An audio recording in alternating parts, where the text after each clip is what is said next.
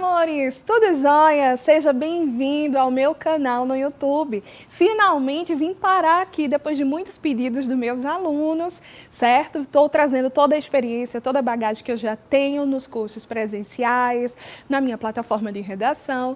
E agora quero compartilhar com vocês tudo o que eu sei, beleza? Sou a professora Anne Cléa, professora de redação, vivo e amo e respiro tudo isso.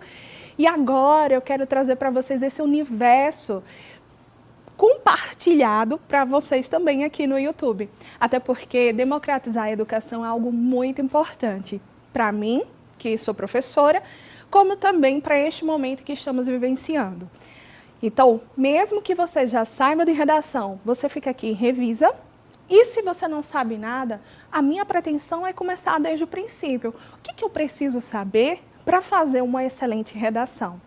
Antes de mais nada, é super importante a gente entender as 5 competências. Gente, o corretor vai nos avaliar. Quer dizer, quando eu estou corrigindo as redações dos meus alunos, eu tenho e preciso avaliar vocês de alguma forma. E como é que eu vou fazer isso? Eu vou dividir, subdividir, certo? Em 5 competências. Hoje, especificamente, nesse momento, nesta aula, nós iremos trabalhar com a competência 1. Por quê? Porque ela é super importante. Porque você precisa demonstrar todo o domínio da modalidade escrita formal da língua portuguesa. É nesse aspecto que a gente vai focar hoje. Como é que o corretor me avalia? Eu vou trazer assim, o conhecimento, umas dicas básicas, certo? De alguns dos desvios que são apontados no caderno de corretor.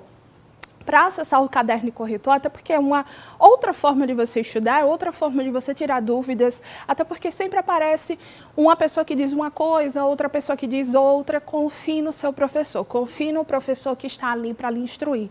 Confie em mim, que eu tenho certeza que também você vai sair só ganhando, beleza? Então vejamos, o que a competência 1 ela traz como algo importante para a nossa desenvoltura dentro do texto? Lembre, relaxe. Você já vem estudando, gente, isso ao longo desde o fundamental ao ensino médio. Você vem sendo preparado para trabalhar, né, dentro desse padrão formal na hora de escrever. Ai, professora, porque gramática é muito difícil. A norma, de fato, as diversas normas que são estipuladas na gramática normativa, que é um recorte daquilo que nós falamos assim do nosso idioma, realmente ela pode ser chatinha, ela pode até ser cheia vamos dizer assim, especificidades, mas não é difícil, você já fala, você já escreve, o tempo todo você está ali digitando, mandando, né, aquele recadinho para o crush, né, aquele WhatsApp, passando aquela mensagem. Gente, isso não é da época desses meninos, né? Parou, né? Tá bom, porque senão eu vou me expor muito aqui. Então, presta bem atenção. Você já escreve, você o tempo todo está lendo coisas nas redes sociais. Então, não tem por que temer. Claro, algumas situações que você costumeiramente faz na sua prática de fala, na prática dessas redes sociais, porque você imita muito a fala, pode ocasionar desvios que não serão aceitos, certo, na sua redação, porque ela pretende fazer o quê? Que você escreva dentro dessa área assim, formalzinha, até porque você irá para a universidade. O objetivo disso tudo é que você irá escrever textos acadêmicos. Então, sem mais delongas, vamos entender como é que eles funcionam. Sim, eu tinha falado antes que vai ser avaliado por meio de quê? Por meio de desvios e falhas. Existem esses 2 critérios super importantes dentro dessa competência 1. Vamos com calma. Vamos analisar primeiro o que todo mundo já sabe. Os principais erros que são considerados desvios, politicamente mais correto, né? A gente fala desvios. E aí, quais são eles? Vamos ver em tela cheia, bem rapidinho? A gente vai trabalhar desde acentuação, ortografia, hífen, maiúsculas e minúsculas, separação silábica e translineação. Olha aqui para mim. Que coisa trivial. Você, professora, eu não sei fazer. Claro que você sabe. Se você não sabe, revisa. Não vai acabar o mundo. Professora, mas a redação do Enem é daqui a pouco, certo? Mas se você observar, se você estiver praticando a escrita do texto, você vai perceber que o seu professor, que o seu corretor, ele vai levantar determinados critérios, os quais você sempre está, vamos dizer assim, criando, né, partindo desse desvio. O que você está... Eu vou falar a palavra errando. O que você está errando? É porque desvio é politicamente correto, mas eu vou falar que é um erro, né? Se você vai ser avaliado, aquilo dali é uma falha. Então, naquele momento que você errou, esqueci a acentuação, para revisar. Não é necessariamente só as regras, mas também de você repetir a escrita daquela palavra para que não mais venha cometer esse desvio. Tá bom? Beleza? Então, pega essa dica também. Então, estuda voltado para o texto. Faz o teu estudo voltado para o texto. Então, aquilo que você continua errando é o que você precisa rever. Tudo bem? Vamos ver no sentido agora. Eita, volta lá para a página, por favor. A gente precisa ver aqui, ó, os desvios que também são considerados de outra área, que é dentro da gramática, numa amplitude maior, que são os desvios gramaticais. Aqui ele vai implicar, inclusive, nas falhas sintáticas que a gente vai ver daqui a pouco. Então, veja bem, a gente vai ter aqui, ó, desvios gramaticais como regência, concordância, pontuação, paralelismo sintático, emprego de pronomes e a tão temida crase. Certo? Acho que 2 pontos, pode voltar aqui para mim, 2 pontos super importantes que vão pegar muito meus alunos, que pegam meus alunos, que pode pegar você, assim, no sentido, o medo, né? É justamente na parte da utilização da vírgula e da pontuação, como também na utilização da crase, mas aí você vai precisar ter esses outros conhecimentos também, beleza? Quais são os outros desvios? Escolha de registro. Na escolha de registro, você vai ter que se ligar na questão, né? Na questão da informalidade. No sentido, sobretudo, certo, da marca de oralidade. Né? Então, meninas, assim, né, essas coisas não podem entrar dentro do seu texto, porque ele respeita o padrão formal. Então, você precisa ter esse cuidado. Se você está escrevendo seu texto como se estivesse conversando com a sua amiga, com o seu amigo, então é isso que vai diferenciar muito, que vai pesar bastante, tá certo? E também não podemos esquecer dos desvios de escolha vocabular. Sabe aqueles detalhezinhos? Detalhes tão pequenos de nós dois? Pois é. Quais são os detalhes que a gente precisa lembrar? E algumas palavras que são homônimas, parônimas, enfim. Elas são bem complicadinhas se você não ficar treinando. Então, por exemplo, vou ao encontro da pessoa, né? Então, por exemplo, iminente, eminente.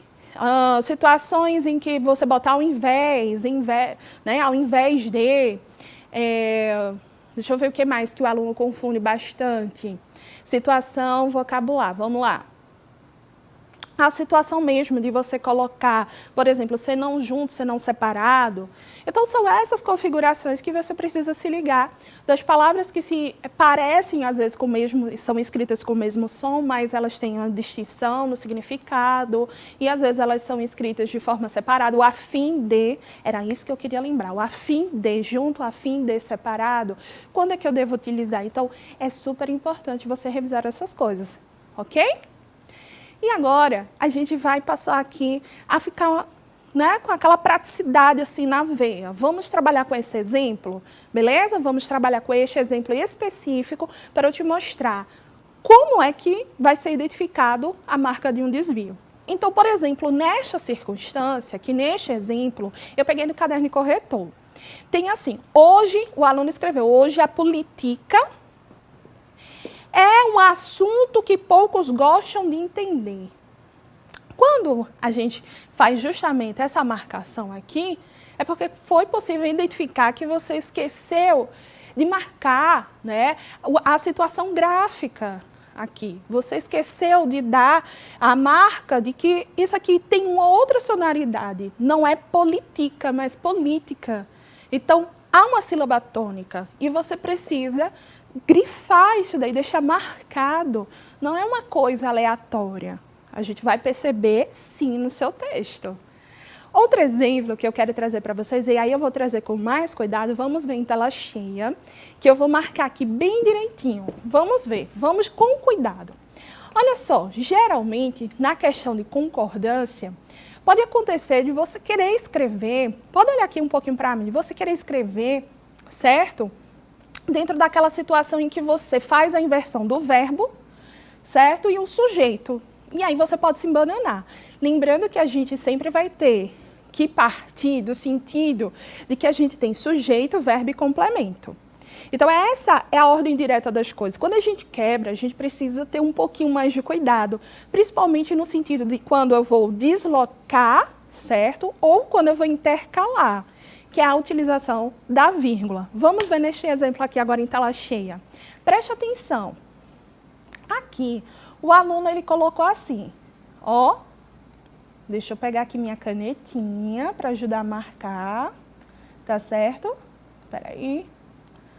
Bem, aqui, ó, no livro 1984, lembrando que a obra vem entre aspas, do autor George Orwell, é retratada. Aí você diz, professora, por que a senhora fez isso? O que está de errado aí? Não tem nada de errado, né, professora? Tem sim, criaturinha. A gente vai perceber que, geralmente, o aluno ele quer fazer esse tipo, vê só, cadê o mouse? Estou procurando o mouse. Cadê você, mouse? Achei, muito bem. Aqui, ó, ele quer fazer a concordância com isso daqui. No livro é retratado. Só que o que é que houve, minha gente? A gente fez uma inversão, além de outro problema, né? Que ele esqueceu de marcar. Ele esqueceu de marcar, certo? Aqui eu não tô conseguindo lidar com este mouse. Achei, olha só. Ele esqueceu de marcar também o aposto, né? Explica no livro 1984, a gente está lidando aí com o sentido de uma locução adverbial de lugar, né? Porque é dentro do livro, é no livro, é na obra. E aí, ó, do autor George Orwell, aí sim a gente fez um aposto explicativo, é retratada. Como assim, professora? É retratada. Gente, é retratada porque a gente está concordando com a contínua manipulação. Eita, não tem coordenação motora, gente, esquece, tá? Mas tudo bem, é só para você entender. Aí, olha só. Quando eu estou aqui, essa frase está perfeita. No livro 1984, do autor George Orwell, é retratada a contínua manipulação de informações. Eu vou dizer, não creio, professora, é sério?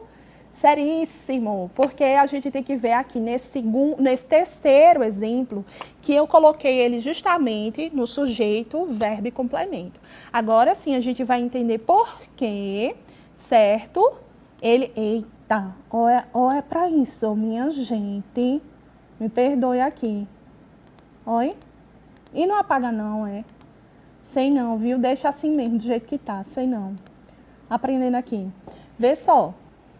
Quando ele diz a contínua manipulação de informações é retratada no livro 1984, que está certinho, ó. A contínua. Então, veja, a contínua é retratada, a contínua manipulação de informações é retratada. Tá vendo que faz sentido agora? Do autor George Orwell, ele ia continuar, viu? Ele não terminou essa oração, mas agora faz sentido ou não faz? Então, é isso que a gente precisa analisar, esse cuidado, essa cautela na hora de escrever. Beleza? Espero que você tenha entendido que determinadas posições e também a concordância aqui, a concordância é a marca de desvio, certo? E ali também teve problemas na questão da estrutura sintática. Obviamente que a gente também vai precisar entender essa falha, que eu falei que existe a correção, que a gente vai analisar os desvios, como também as falhas. E o que seria essa falha, professora? Seria a falha na forma como você está escrevendo seus períodos e suas orações.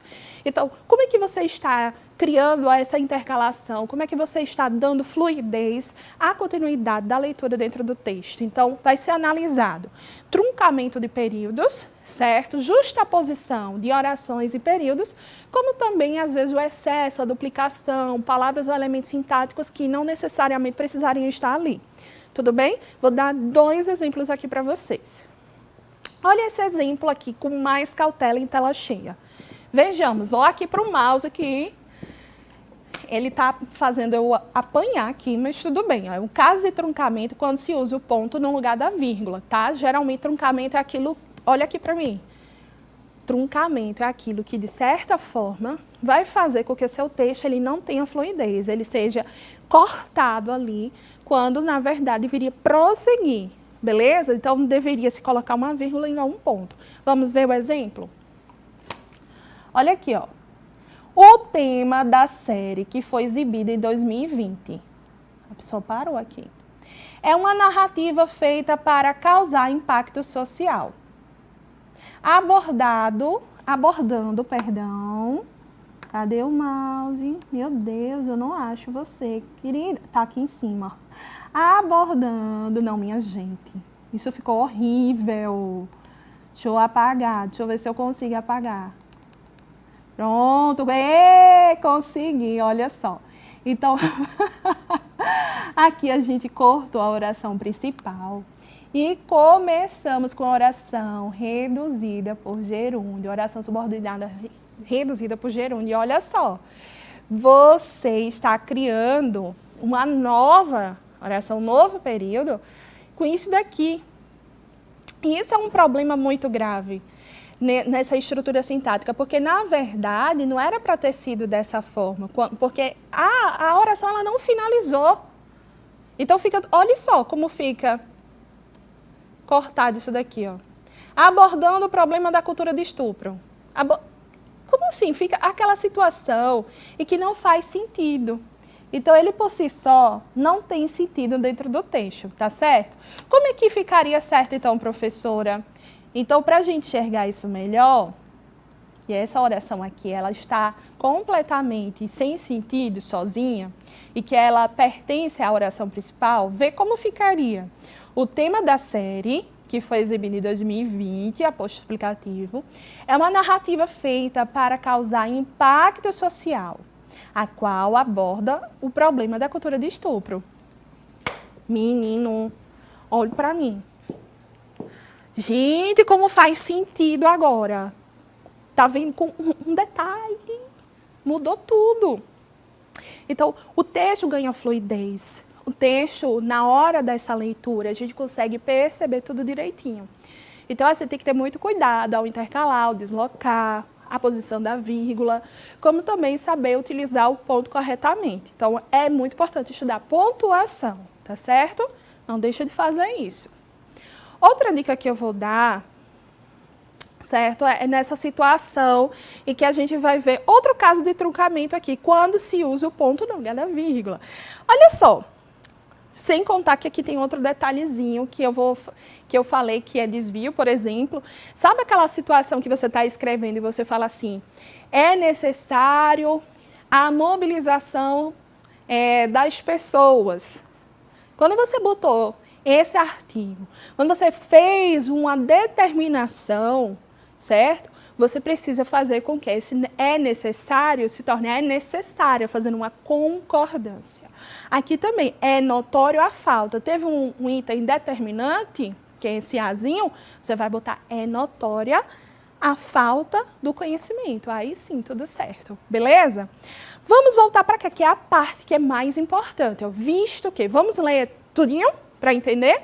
Ó, quanto à questão educativa, é notória, deveria ser assim, mas é notório, a falta de conhecimento crítico causado pela exposição de internautas virtuais, visto que, tá vendo que é explicativo? Ele deu uma pausa ali, ele separou a explicação da oração principal, era para ter botado uma vírgula, visto que, segundo o IBGE, tarará, tarará, ele não pode separar isso daí, tá certo?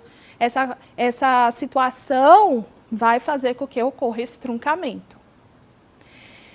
Aqui eu vou dar um exemplo de justaposição, que é outro detalhe importante no sentido de falhas, né, da estrutura sintática. Gente, a justaposição como o próprio nome, truncamento, truncado, né? A coisa não evolui, ela não flui. E a justaposição é aquela pessoa que ela pega esse bocadinho de vírgula e ela diz, não, esse texto precisa ter vírgula. Ela pega as vírgulas e joga assim, pá! Aí chega no teu texto, fica tudo salpicado. Pois é, tem que ter cuidado, hein, minha gente? Então, nessa distribuição das vírgulas, e principalmente no sentido de composição deste parágrafo, a gente vai perceber que foi um parágrafo extremamente longo. Olha para isso. Ai, professora, e quando é que eu sei que tá bom? Aí a questão do estudo, justamente, do uso da pontuação, saber exatamente as orações coordenadas, subordinadas, isso vai ajudar bastante no entendimento sintático, tá? E aqui não é o momento da gente trabalhar com isso, eu estou só especificando como é que o corretor, ele analisa determinados pontos do teu texto. Então, vejamos um texto assim tão longo, um parágrafo tão longo, vamos ver em tela cheia? Ó, em primeiro plano, os trâmites para a adoção de uma criança ou adolescente, no caso ali seriam ou de crianças ou de adolescentes, né? Faltou o paralelismo aqui.